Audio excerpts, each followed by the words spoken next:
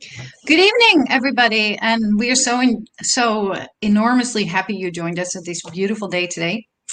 This is our very first Facebook Live event from Landlords Nova Scotia, and I hope you guys are all well. At the moment, I can't see your chat function, but maybe my co-host will. So hopefully that's going to work fine. We're talking about tonight about the cooperation that we're planning to do with Landlords Watch Ontario. We have severe housing problems at the moment in all of the country, but I can't have everybody together yet. And we're trying to get the attention of our elected officials to what actually is going on. We also want to try to help you, small landlords, because most of you are small landlords in Nova Scotia, with your tenant issues. In Canada at the moment, there in the stats of 2016, it states that we have 5.9 million people in Canada that are renting. That's 38% of the people. 62%, that is 15.4 million households, only own one house. So the 38% rent, the 5.9 million people rent a home from an older lady that rents to a student, or just a room, or the basement apartment, or a small house. Nova Scotia has the lowest average rental properties available of the whole country. The rents have been risen in 2021, so the last 3 months, 20% than the year before. We need an increase of supply. We're going to talk about that. And the only way to get that is to get our acts together. Only 10.9% of the people live in newer homes built after 2006 in Nova Scotia. That means most housing in Nova Scotia is built before 1960. That's according to Stats Canada in 2017. Canada has 30%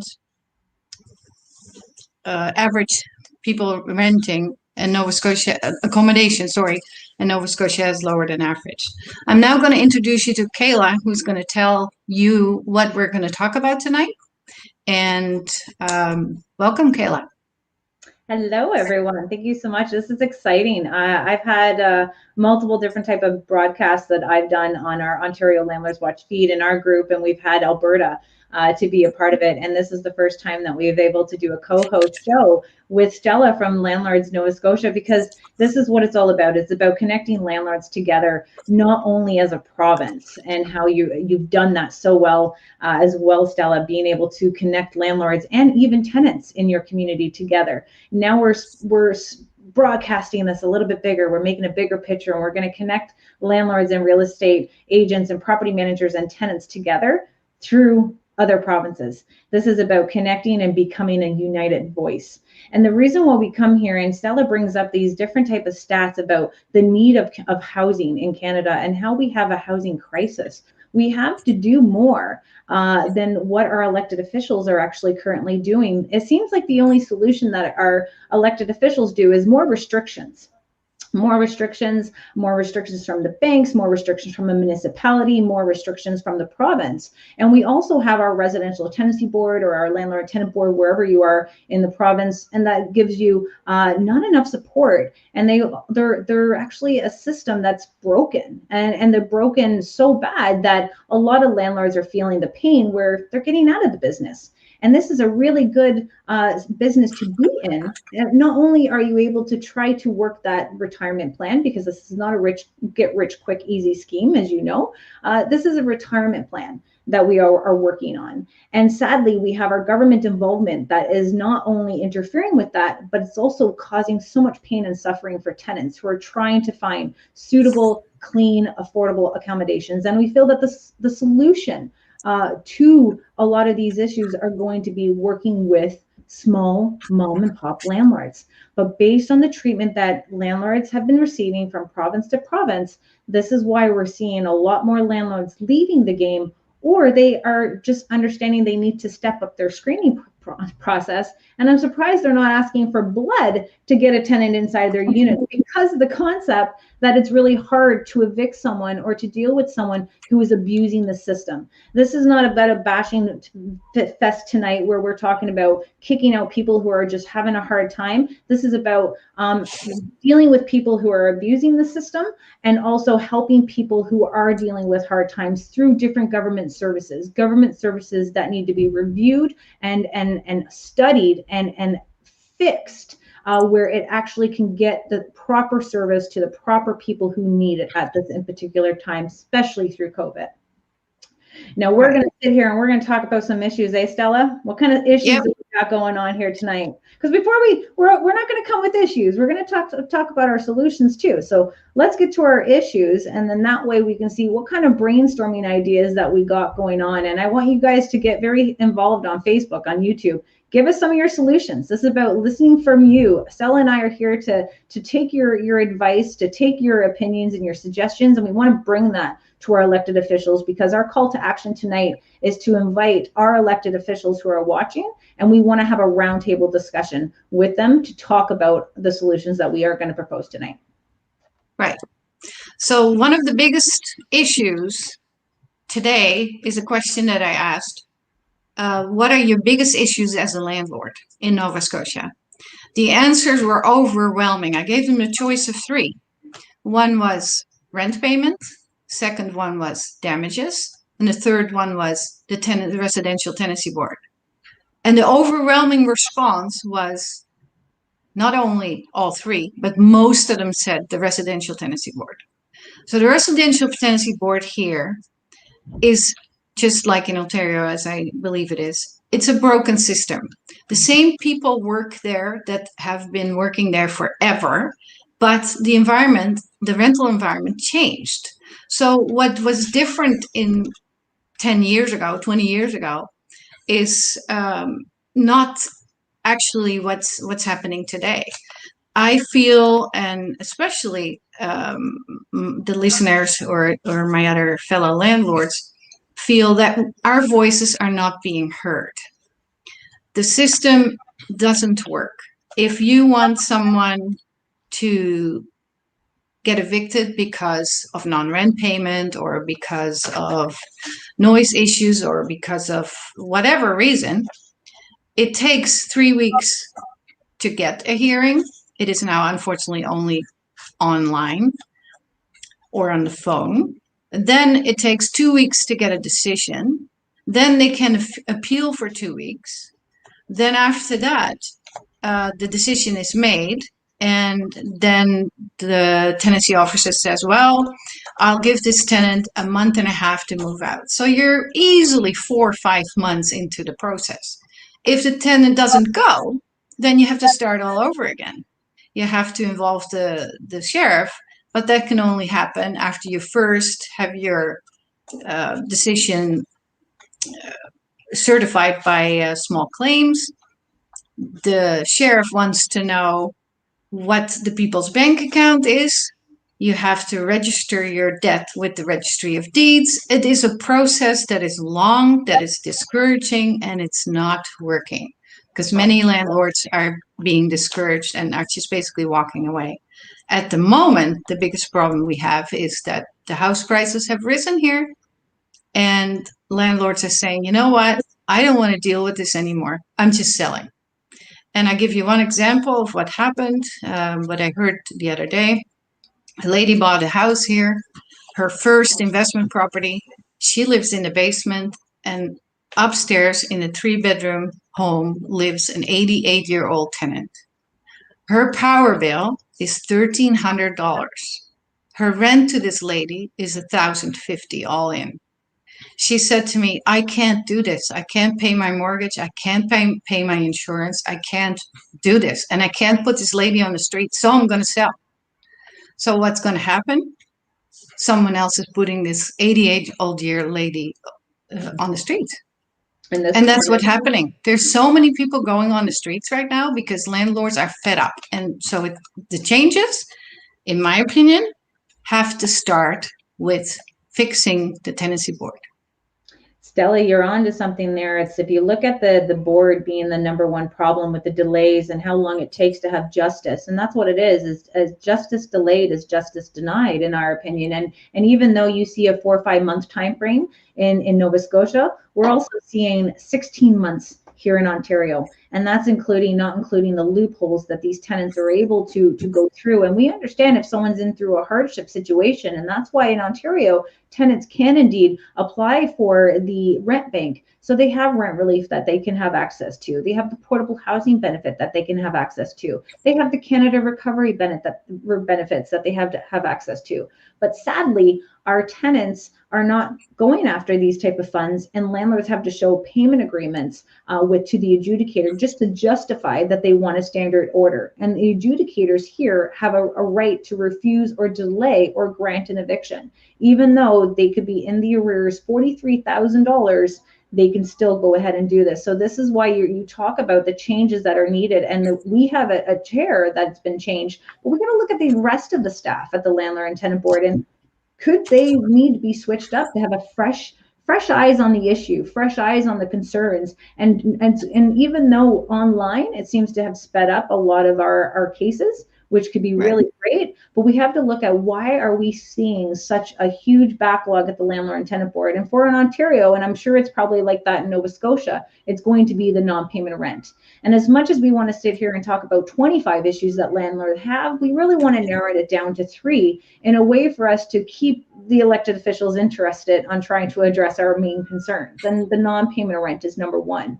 For us in Ontario, I think it's more about utilizing these rent banks and the portable housing benefits and connecting tenants to that fund. But sometimes it's not about the tenants wanting to go there. We would actually want the landlord to be able to apply for that fund.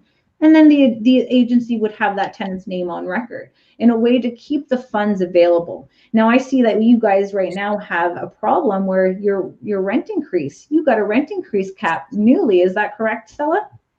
We got a 2% rental increase. It's going until February 2022, or as long as the pandemic is going on. And it got implemented in November with, how you say that when it goes back, retroactive till September of last year. This was to stop so-called renovictions. So evictions because of renovations. Now, I mentioned earlier that most of the housing here is before 1960.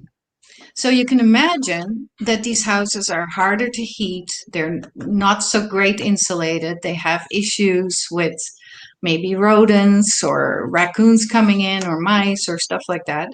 And they need to be updated in order to provide a safe and also not too expensive house for the tenants. With 2% cap and the prices of building materials 300% increased, you can understand why every landlord is fleeing right now. The rent cap was the worst idea ever in my mind. We have no tax incentives for landlords. You were talking about there's SERB for tenants. There's all kinds of other incentives for tenants, but landlords are exempt from mortgage deferrals. Mm-hmm. And we have absolutely nothing. So in fact, I have another stat for you. The average median income for landlords in Canada, small landlords, was $53,400. Half of those people have 3 months savings just in case a tenant doesn't pay rent or they have some repairs to do. Mm-hmm. That means the other half cannot go longer than 3 months without payments. And that's a problem because we need to supply homes for tenants. We need to supply safe housing. But if there's no incentives for these homeowners, and they have really, I mean, tenants, if you guys listen, the landlords in Nova Scotia are small landlords. They have no super amount of wealth in the bank account. They do this to supplement their own income because the retirement funds here, if you didn't save yourself, you're getting $1,400 to $1,600 a month in old age pension.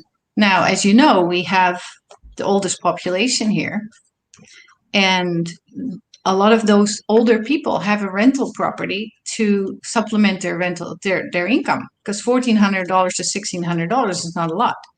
Even worse, just imagine with these skyrocketing rent prices. Now you are a senior that pays $1,300 a month, but you're getting $1,400 a month. What's going to happen down the road when these rent prices are going up? And they will go up because of the cost. The insurance goes up, the tax goes up, the building materials goes up. One bad tenant that pays less than a year rent or causes $10,000 or $20,000 damage that's the death penalty for these people. It's a business, and the numbers need to make sense. And you have a 2% cap in Nova Scotia. We have a 2.5% cap here in Ontario. And sadly, in Ontario, we cannot even raise the rent this year in 2021, even though many landlords didn't raise the rent in 2020. So now they got 2 years where they're going to be set behind. And the numbers need to make sense. And if they cannot control what our taxes are going up for, our utilities are going up, our insurance is going up, but you're going to continue to keep putting up those rates on the landlord, but tell the landlord they can't pass that responsibility onto their tenants. And in Ontario, they have not only the water billing that goes onto the landlord's property taxes when tenants don't pay, they also have landlord licensing. So you can see the type of restriction and understanding that housing as a whole, and it's so different from each city and how they manage it, how they manage disputes, and how they allow, like in Alberta, have that rent cap.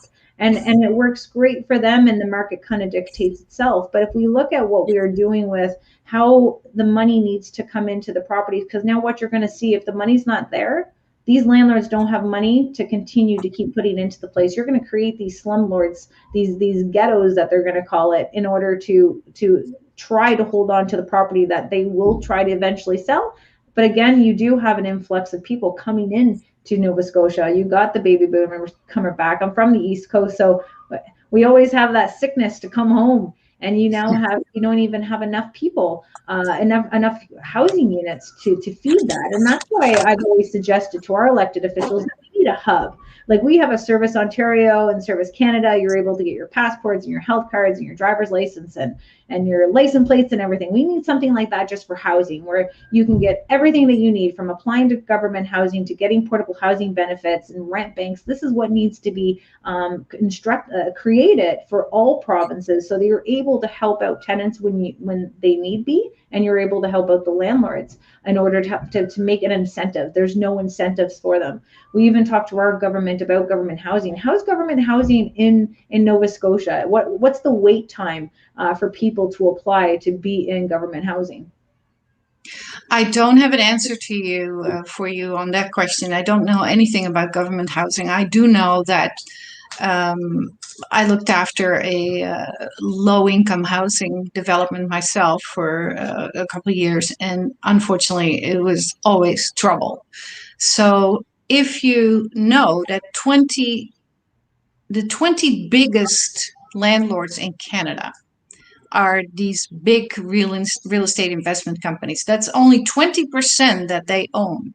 Mm-hmm. That means 80% is small landlords, mom and pop operations, or small family business with one apartment building, or even people that rent out rooms right now. Yes.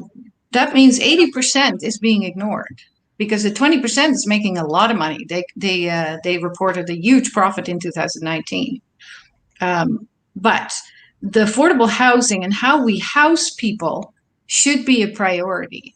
And unfortunately, it's left up to the private sector to do that, because government's lacking behind. Now, the comments here, we have Melissa. She said 3 to 5 years for government housing. I'm going to assume that will be in your area for sure. And we talked about 2 years. So you're looking at that in Ontario, in my area alone. It's 10 years just for government housing. So you guys still actually have a chance even to bring this back and work together with the government to see that there's a better way. But I look at us knowing, like you said, Stella, about landlords, small landlords being the housing providers, the contributors. Meanwhile, that's the way it should be. But right now, our government here in Ontario, and it seems like they want the demand to be on them. Like, why would you want taxpayers to pay to build, manage, subsidize, maintain, like to build? And there's no incentives for anybody wanting to move out of government house. It's not like you can only stay there for 2 years and you got to go into market. They could stay there for life. So we really Right. want to utilize private investors to work with the province, but instead, these small landlords, us, are being ignored and not being brought to the table in order to discuss these issues, because you're going to have a lot more issues, from mental health to addiction to homelessness, and that is going to crumble if you cannot provide a simple roof over someone's head. Well, here's the other thing that I already see happening, and I'm sure that a lot of people in Nova Scotia are agreeing with me. The amount of crime is increasing, and you can only wonder why that suddenly is happening. The tenants, the people that want to rent a house, actually are going in over their head right now. They're renting above their means because they need a roof over their head and there's nothing. So they scramble. They've worked 2 jobs or 3 jobs. So they scramble to get things together. And unfortunately, and I see a direct correlation with this, um, parcels being stolen from porches, cars being broken into, the chains, the small chains is getting out of there. People steal. There's a lot more crime, and I think it's a direct correlation of I don't have any income, I don't have not enough food on the table because I have to keep this roof over my head. Yeah. And it's what happened here maybe a month ago. You heard this.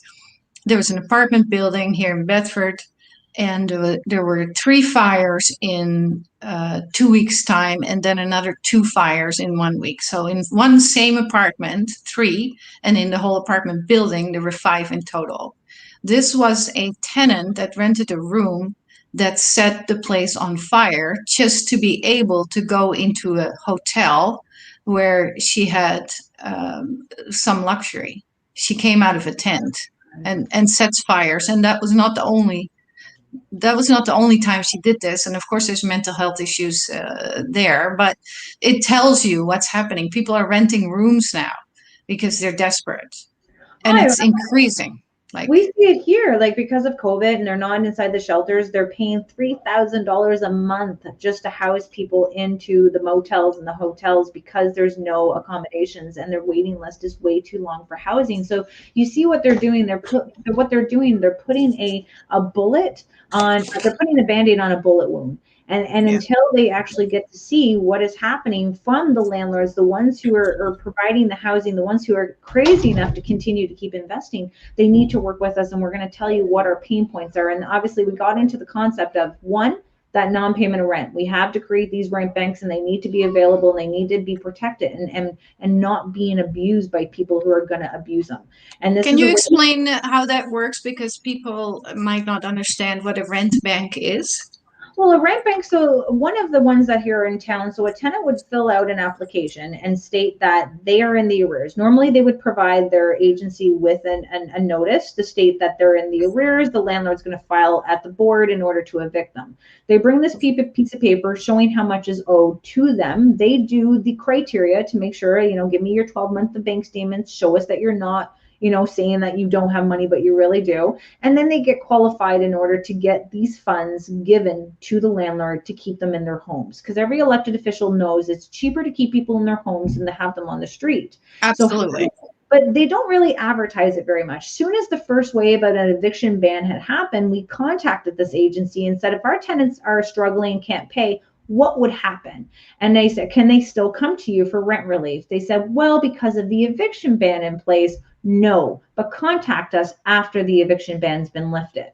So it's like, really, you can kind of keep them going, but it's only made for emergency purposes, and they can bail you out pretty good. Now, the other program that they have is portable housing benefits. So usually around a top up of an extra $350 that can help someone out in a long run. And we talk about a bigger top up towards housing because housing's now gone absolutely crazy.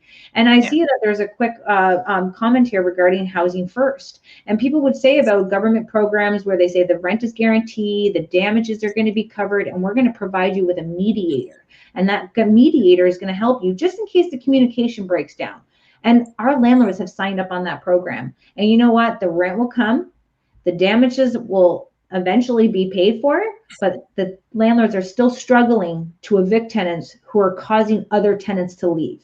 So it's great to have that program where you're trying to help them, but they're also becoming a nuisance at the building where they're now causing their other tenants to vacate. So all these landlords who've tried these programs, and this is the programs that the government is saying, this is going to help us. This is going to help us bring more supply. It's going to get people off the streets, get them housed faster. But our landlords are going, no, we've tried it. We don't like it. It needs to be reviewed, and it needs to be having a concept of the small landlords in mind. And until our Residential Tenancy Act or your Residential Tenancy Act and the board of the justice tribunals get changed, our landlords are not going to want to take the chance in such a hot market of helping the government with these type of programs. And that's what we're trying to stress to them, that we want to help, because obviously as taxpayers, we're going to be paying for that anyways. We're going to be paying for it because of the concept that these we're paying for people to stay in hotels.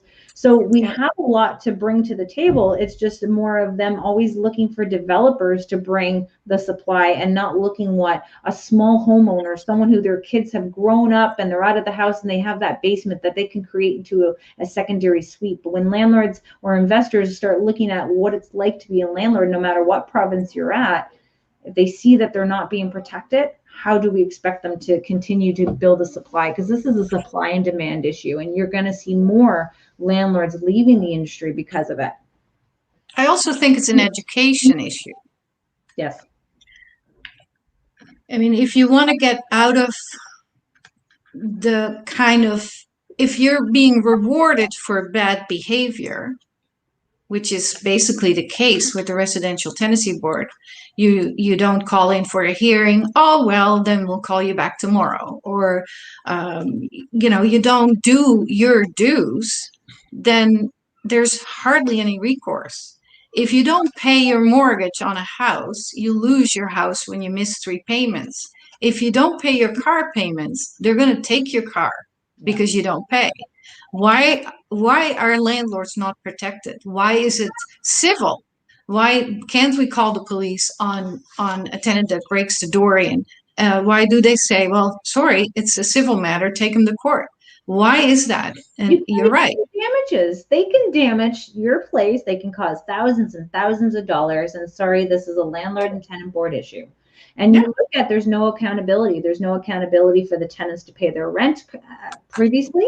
They have damages that they're going to get away with because you obviously got to bring them to court and try to get it as a civil matter. And up here, like, we actually have to track down our tenants after they left your unit without paying rent and damages. The only way to try to bring them to the courts to garnish their wages, if they have wages that are able to be garnished, you have to track them down at their new address. So again, if you can track me down by my driver's license, I think there could be a system where we should be able to track down tenants and hold them accountable.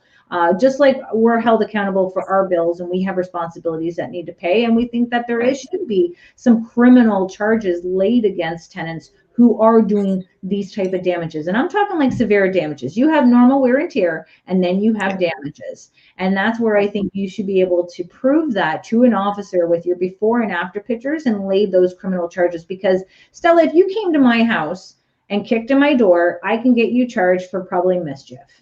But if you're my tenant and you're living below my unit and you kick in my door, this is now a landlord and tenant board issue. So same here. Just because of our titles, just because the hat that we wear. And this is where we want to bring the fairness. And we're here to bring a fair and balanced approach to the housing industry in order to protect our good landlords, in order to protect our good tenants, and in order to protect our taxpayers. So when and I mean, good tenants do need to be protected too, because they're bearing the brunt of what the bad ones doing. I mean, I had a lady today that said, just because I have 4 kids, I'm not allowed to go anywhere. I saw 50 apartments, and because I have 4 kids, and a cat, I'm not allowed in. Now, if that lady can show a good rental history, it's a different, if it's a different story. But if some tenant with children trash the place, then the landlord's going to scratch behind the ears the next time and say, you know what, I'm going for the professional couple. Why would I take the chance? And that's exactly what's happening. It is what's happening. They are the ones who are, this is why it's harder for them to get into our units. It's a way for us of landlords to say, you know what, because of the utilities, I don't know how much you're using. I only want to take someone of 2 people, then 5 people. Families are being discriminated against. People are being Exactly. even though you are on, like here, it's called Ontario Works, sometimes it's called welfare in another place, but it doesn't mean those people are bad just because the type of income that they get. They don't make a lot, mind you, but it's still, there was a time where landlords wanted people to help them out because of the time. Now, because the risk is so great, this is what we're doing. We're seeing our community being divided. We have the government making landlords and tenants fight each other versus the good landlords and the good tenants working together and going after the province to say, you're not doing your job.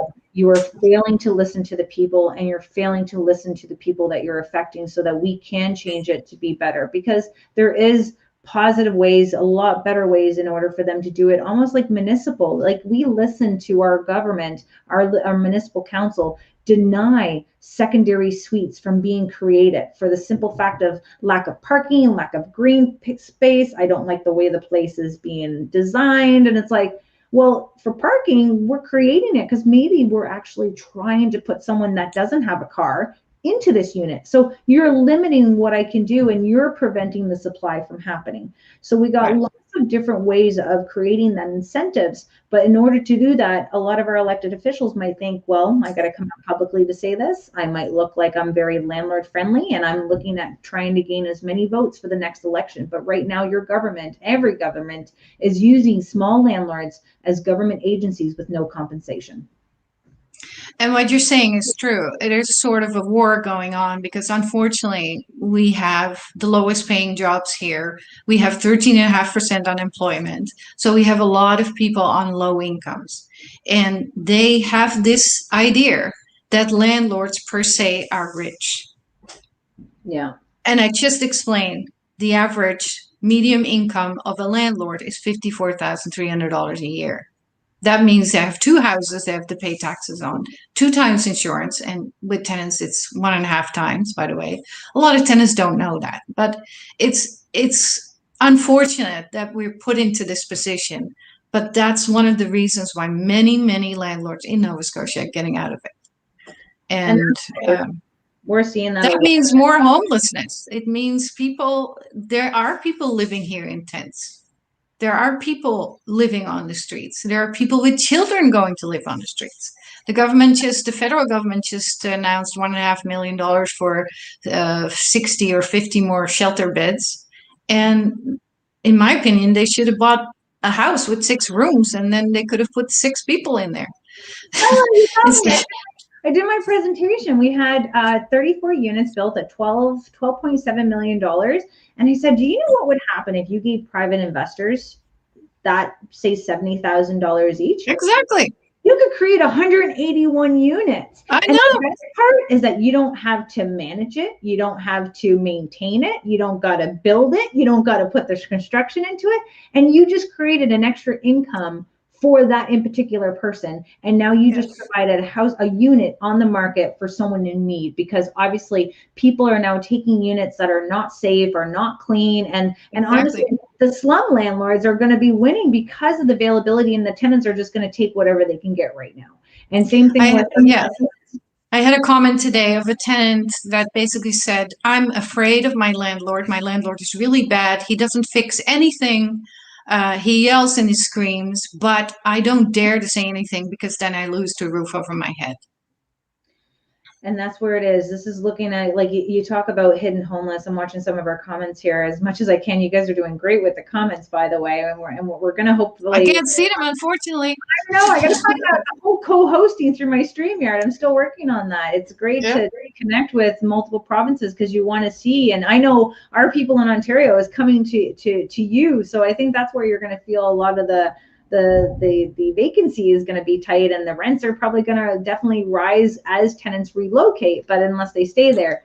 But we do have to come together, and you have to see what we're trying to do is creating these type of funds and working with private investors to release those type of funds, because many people now, even tenants, are able to apply for different rent relief programs, but they're not situated in every single province, and they're going to be different. We need to have something that is well created so that each province has an easy footprint to use in order to help their good landlords and their good tenants in order to thrive as an economy. Because I like to see, like from COVID, and we have our evictions that are happening, they're all online, and you see which ones are abusing the situation because they haven't paid their landlord a single dollar, but you can see the ones that are struggling. And if we can't utilize what we have today and help those in particular tenants, this is where all people are going to suffer. And this is why we're going to talk to you about, Landlord Credit Bureau.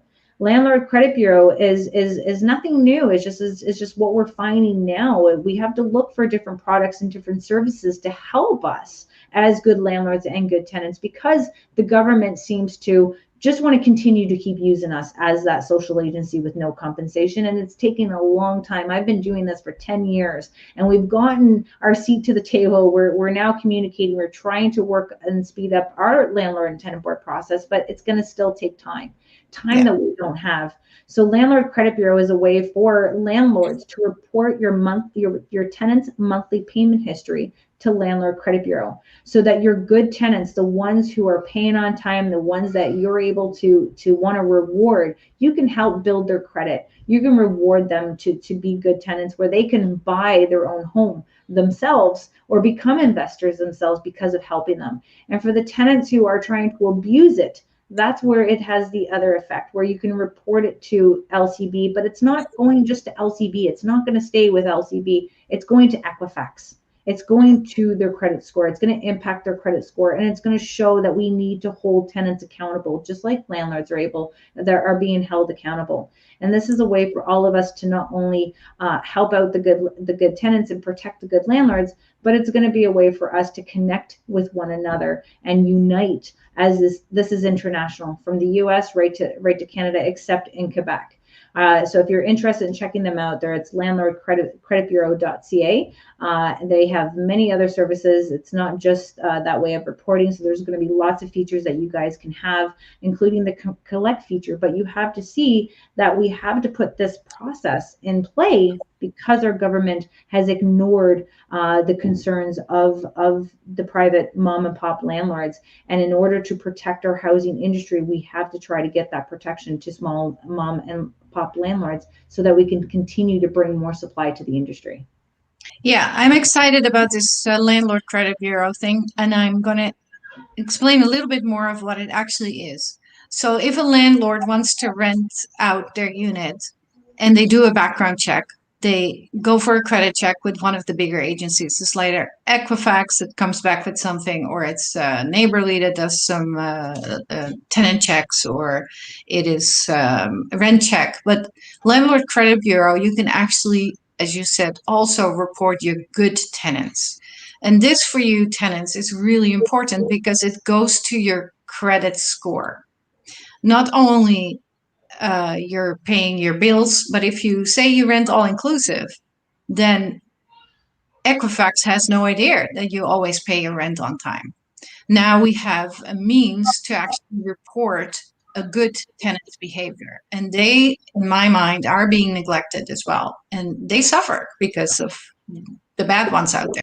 So this is a really good way to weed out the bad people versus the good people. Our tenants are asking for it. And do a credit check at the same time, because they do credit checks, of course.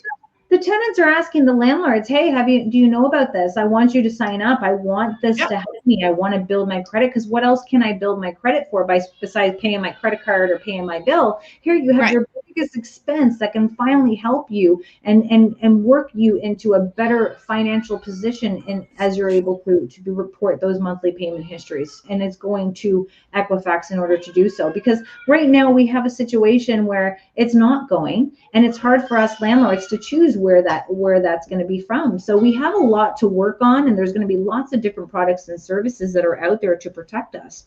But when you look at unifying that, what landlords and good tenants are, they found that medium balance within Landlord Credit Bureau. Right.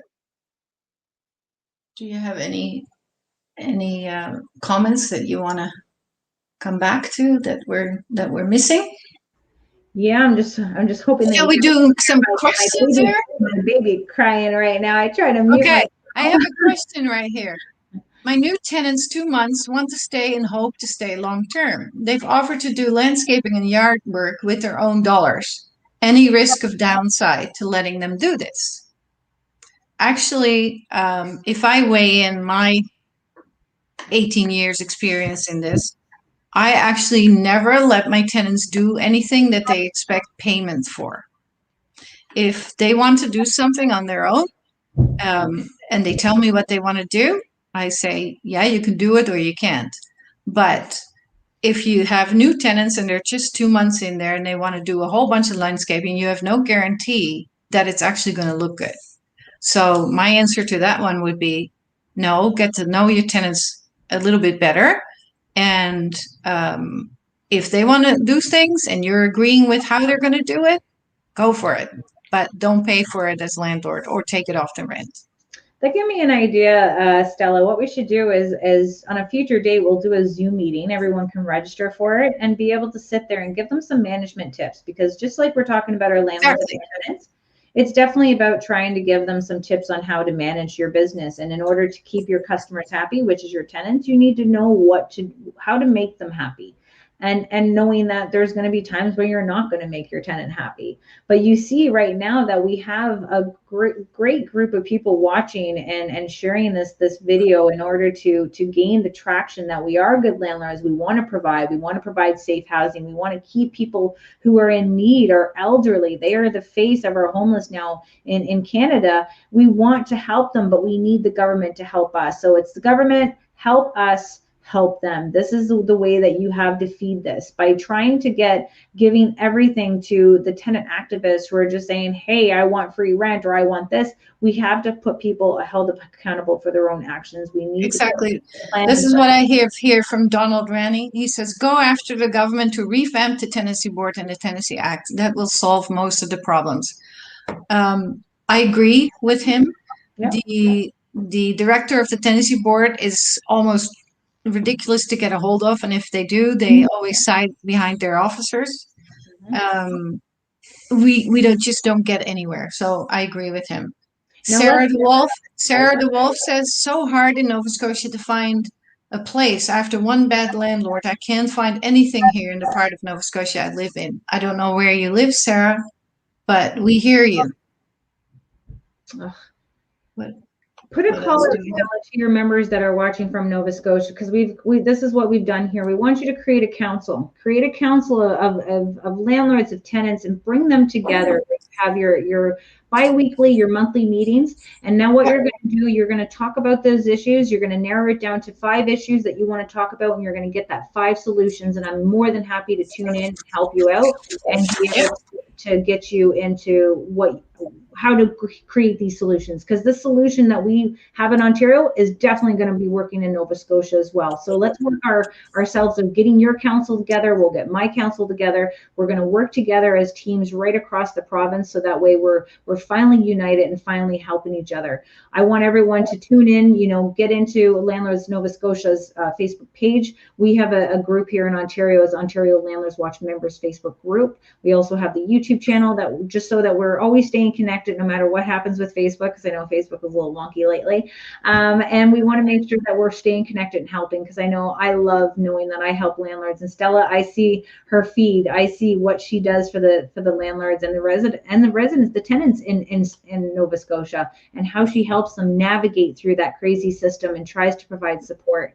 And this is what it's all about. We got to continue to grow this community. It's a housing community that we need to grow from coast to coast. And I'm excited that we're going to be able to do this again with Stella, and we're going to probably bring in our buddy Mackenzie and Chris from Alberta, so that we can get everyone familiar with what's happening there, because you're going to get ideas of what's happening in other provinces, and we're going to start to advocate for that at your elected official level, from a municipal to the regional to the province, so that we can work together and tell them what needs to happen. Because right now we can go there with our issues, but if you're not going there with your solutions and your education, they don't know. They don't have their boots on the ground. They're not in the trenches. We are. So let's try to do the work for them. It's a lot of work, but you know what? We're all going to reap the benefit of it as being a good landlord, of being a good tenant, or even being a taxpayer. Right. I'm going to some more questions. Derek Montague says, are there any numbers available on how much landlords lost in deferred rent during the pandemic? How has it been trying to recoup these deferred payments? Unfortunately, Derek, all landlords are private landlords. They don't come out with their numbers. We don't have a clue how many people lost. But from what people are telling me, landlords are telling me, they're selling right now, because they say, thank God this price gouge happened here in Nova Scotia. Thank God I'm selling my property. I don't care anymore.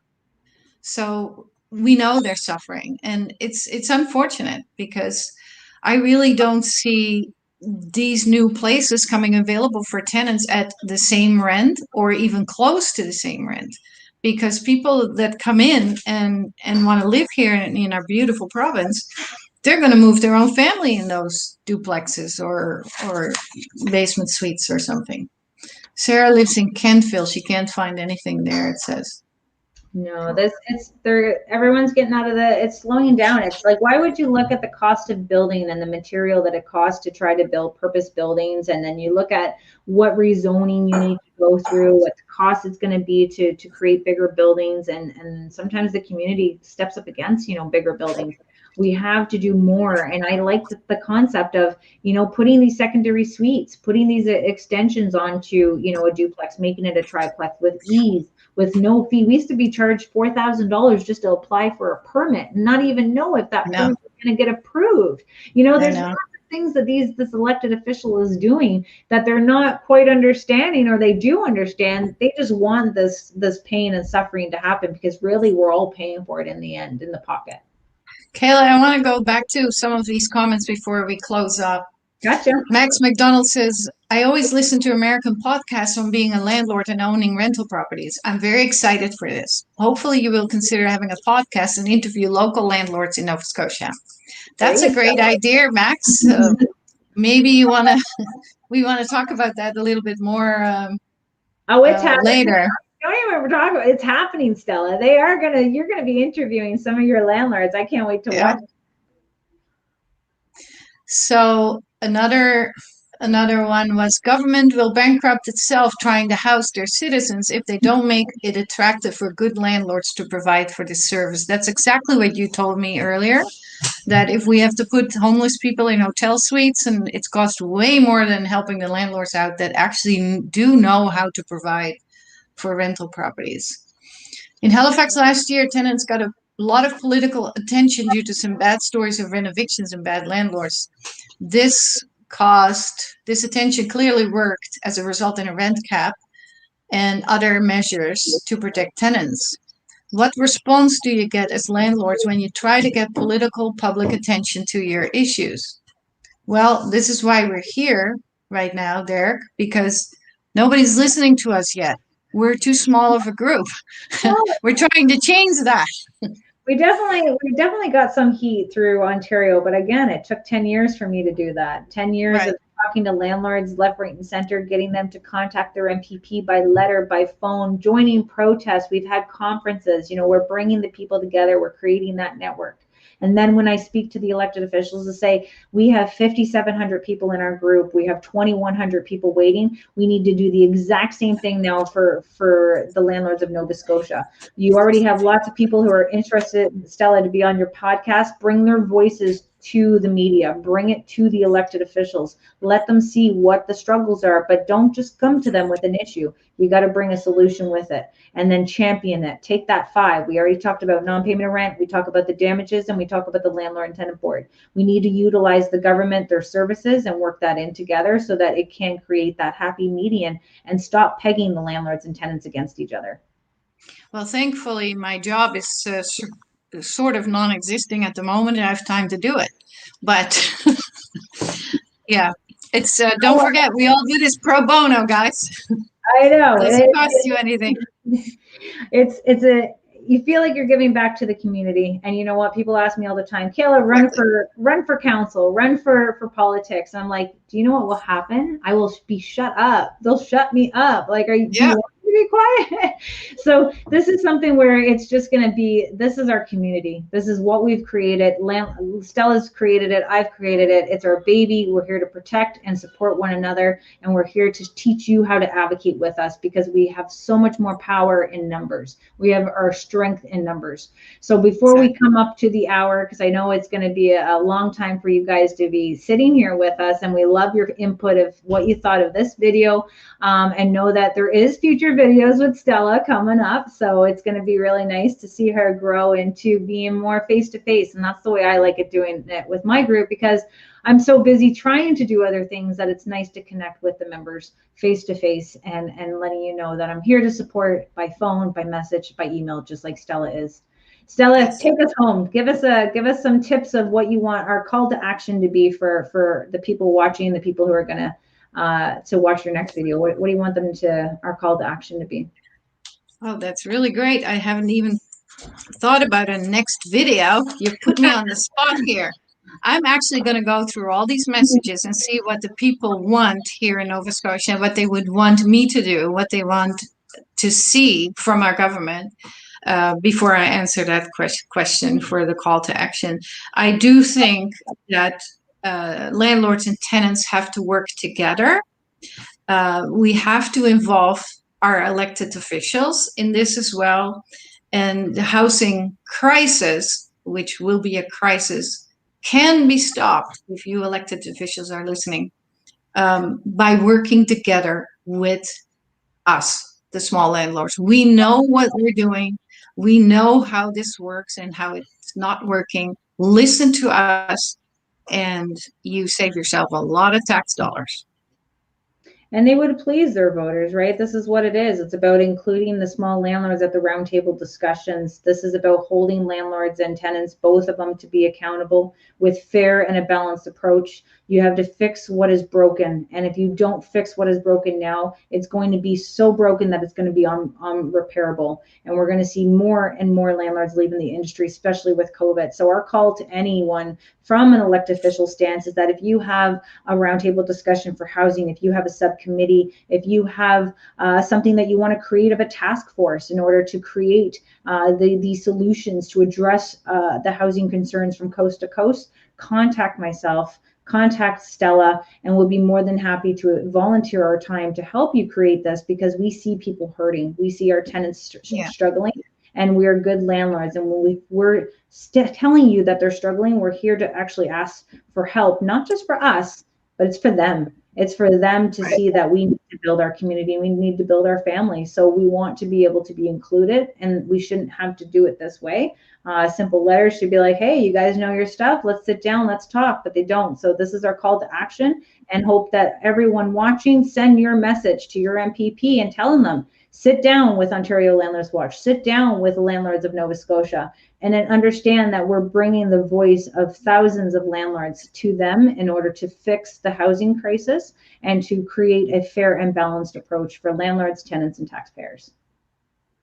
Thank you, Kayla. Thank you, everybody, for listening. I look forward to all your comments. You will be able to see this. Hopefully, you can listen back to it on Facebook Live if we leave it on our page. Have a good evening, everybody, and enjoy the nice weather and great weekend ahead. Thank you. Everyone. Until we do this again with Stella, happy renting. All right, bye.